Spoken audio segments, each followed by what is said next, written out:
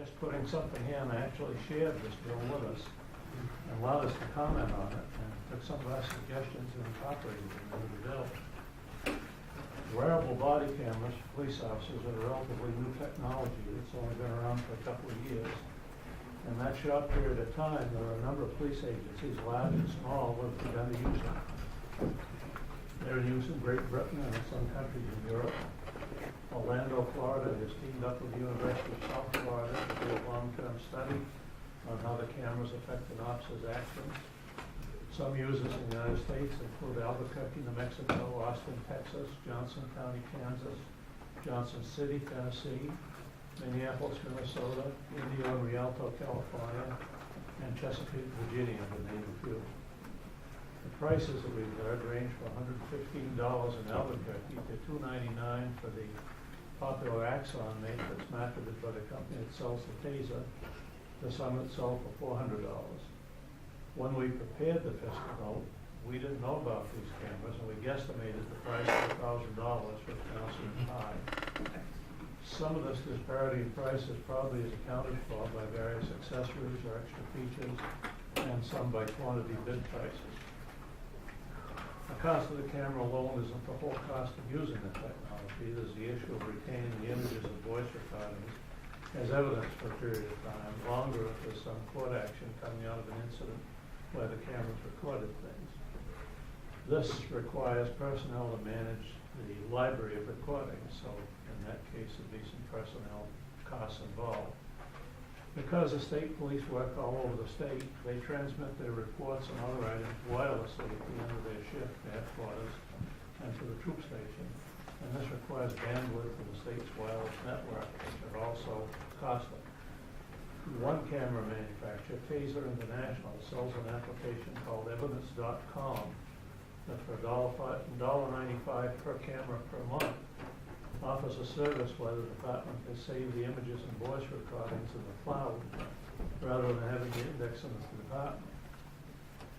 We have some concerns about this technology that we would want to resolve before using it. They include the fact that our data would be stored by someone else on someone else's servers, where data security might not be as tight as it is with data protected by New Hampshire's Department of Information Technology. And what would happen if the company's servers crashed or they went out of business, and whether they might violate the requirements of the state's Bureau of Archives. These are all questions that can be answered. There hasn't been sufficient time to find the answers yet. As to the bill itself, the first draft was overly broad and required all employees of the Division of State Police, from the colonel to the lowest paid clerical employee, to wear a body camera and activate it whenever interacting with a member of the public. After speaking with Representative Tasker, he had legislative services change it, and it now applies to the uniformed troopers when interacting with the public in their official capacity. This is much more reasonable and covers nearly all the situations where I think the behavior of a trooper at a traffic stop or a call for service would be an issue. It requires a division to catalog and save the recording. It requires the colonel to adopt a written policy that controls the proper use of the equipment, the times when it's to be activated, the retention period for the recording media, the methods for replacing broken and malfunctioning equipment, and keeping a log of failures or periods when the equipment is down for repairs on file at headquarters and open public inspection are available on our website. Most of this was inserted by the sponsor at our suggestion. The bill amends the wiretap law as necessary to make sure it would be legal for a trooper to make an audio recording of an interaction in the ordinary course of his or her duties, and not just during patrol or as required by law, after first telling the other party that they're being recorded. One provision we're not totally comfortable with is in Section 3 of the bill, which says if the state expects to present at trial a trooper's testimony about an incident, and the officer was required by law to make an audio-visual record of the interaction with the defendant, a copy must be provided to the defendant in advance upon request. So far, so good, no problem with that. However, it includes language that requires the judge to give the jury or the finder of fact a spoliation instruction, stating that the missing information must be presumed to be favorable to the defendant. When I talked with Kyle about this, it was the first time I had ever heard the expression. not aware of any place in New Hampshire statutes, case law, or court rules where this time spoliation instruction is or has been used, and because I'm not familiar with it, I'm not completely comfortable with it. It contradicts existing law concerning lost evidence and doesn't account for instances where equipment malfunctions for no fault of the officer. This provision could give a criminal unfair windfall in any case where the audio or video could not be reproduced. On the pro side of the scale, there have already been instances where the cameras have cleared officers of false misconduct complaints filed against them. There have also been instances where the evidence from the cameras have been used to defend them through excessive use of force. They can also be useful for training purposes to show officers in training classes examples where an officer used good techniques to calm down an incident and resolve it without resorting to force, or to illustrate improper tactics to recruits and even experienced officers attending refresher training. They can also help to refresh an officer's recollection of an incident when writing a report. We also told Representative Tasker that would do no good to us so often happens pass this law and not fund it. The department doesn't have several $100,000 of small change sitting around with which to purchase cameras, computer servers, clerical help to keep track of recordings and maintain equipment, and to pay maintenance contracts on the equipment. If the bill directed us to do so but provided no funding, the only way we could make it work would be to cut out some other program or function that was in our budget. And because of the economy, the budget that the legislature passed for us this time is so tight that some other critical function would have to be cut back and not performed at all. We know this from experience because, for example, years ago a bill was passed creating the sex offender registry, but there was no state funds ever appropriated to start it up and operate it. So for years we've operated it by taking troopers out of the troops where they needed to patrol, answer calls, and investigate crimes, and taking clerical people out of our criminal records to staff the registry. This has led to complaints from citizens who have to wait too long for a trooper to report to the scene of an incident, and people who need a criminal record check right away in order to be hired for a job in which a check is required. It also affects, same is true of the gun line, where gun dealers, the gun line was set up and we were never given any money to run it, and so gun dealers have to call for a record check before they can sell a gun to a customer. And because no money was ever appropriated, and the personnel that operated come from the criminal records unit, whose work is always backlogged, that creates a problem. So we're pleased that Representative Tasker listened to us, and the bill carries with it an appropriation from the general fund. Although we do have our doubts that the appropriation will survive the two fiscal committees, and we may end up with a mandate to buy the cameras and equipment and the other things needed to use them, but no money to do it. We've sent away to a number of departments that are using the equipment, getting copies of their written policies to see what they've addressed as policy issues. Despite all that, there do remain some concerns we must point out. Number one, we're concerned, given the concern of New Hampshire citizens for their personal privacy, that they may be reluctant to report incidents to us or feel confident to take an approach us in confidence and give us information. In some rural parts of the state, when a trooper knows many of the residents and goes to a local diner for coffee or lunch, he or she is usually greeted by most everybody in the diner. Many of them will join him at the counter while he has his meal and want to engage him in conversation about a variety of things. They may not feel comfortable doing this anymore if the trooper's wearing a camera and required to turn it on and record this because it meets the definition of the bill of interaction. The same would apply to a citizen who would like to give a confidential tip to help solve a crime but doesn't want his or her name disclosed. The bill as it stands now makes recording mandatory, so the trooper could turn off the device even if the citizen requested it to. This could cause invasions of personal privacy. There are also times when information communicated is otherwise privileged, and having a camera might cause the trooper to violate the privilege. For example, a domestic violence victim might disclose information from his or her attorney, counsel, physician, or clergyman to a trooper that the victim expected to remain privileged and would then become public information, subject to right to know request, when sound public policy might not have such publications become conversations in public.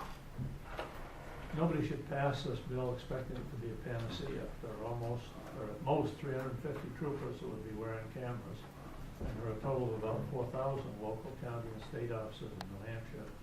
So less than 1/10 of the police population would be affected because the unfunded mandate provision of the state constitution would probably forbid mandating other police to adopt it unless the state found money to pay for it all. Also, scientific research recently conducted by the Force Science Institute indicates that these body cameras have their own point of view and don't necessarily record exactly what the officer sees during an incident due to differences in field of view, focus of attention, and interpretation. These cameras are about the size of a cell phone or a pager, and although the manufacturers claim that what the officer sees, the jury sees, this is not totally accurate, and it raises some false expectations that could have serious repercussions in court or in administrative misconduct hearings.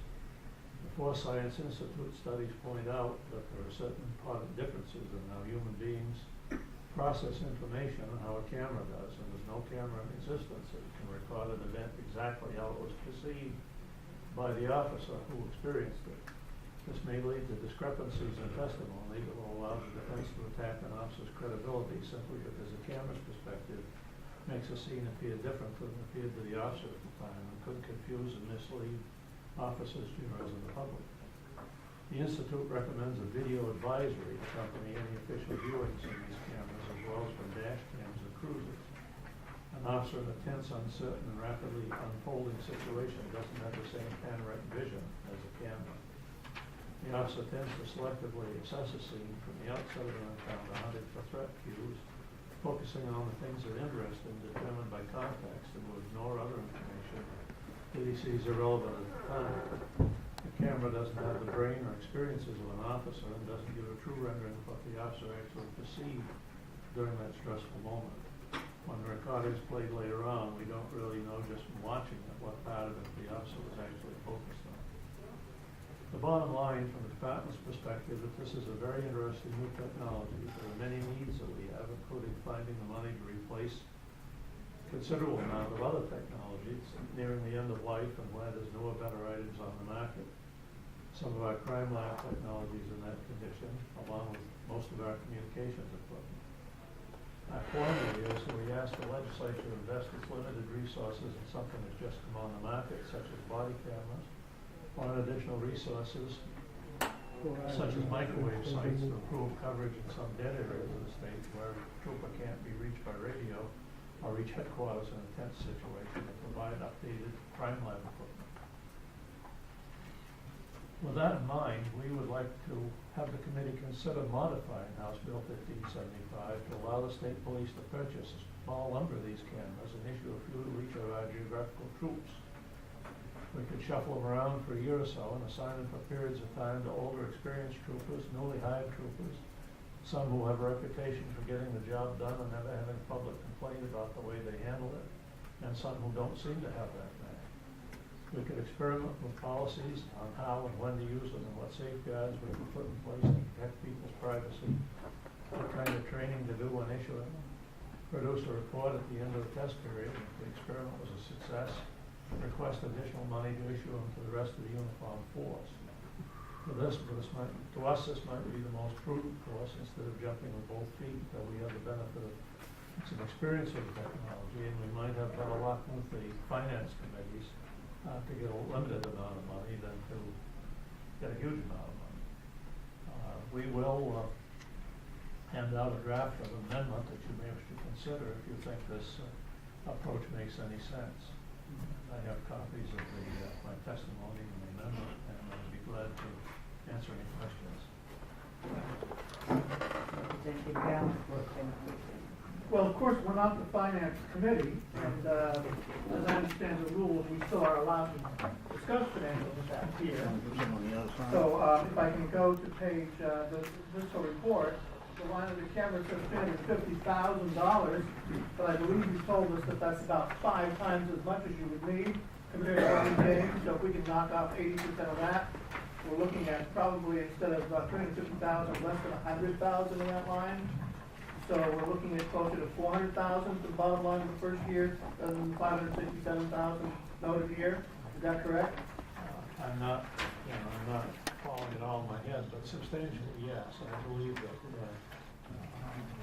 one of the cameras, I think has a pretty good reputation, is the Axon, and that's around $400. As a representative of Axon, present at the and he told me that that's about mid-range. There might be other accessories you want, but I think it's a good figure to bat around with this. And one more, how many were you recommending, in this little experiment you mentioned, how many were you recommending we do there? There's 7 troops, so I would say maybe around 40. 40? Yeah. Thank you. Representative Cushing, are there any representatives? Thank you, Madam Chair. Thank you for your information. Is it necessary to have legislation to do a pilot project? Necessary to have the money.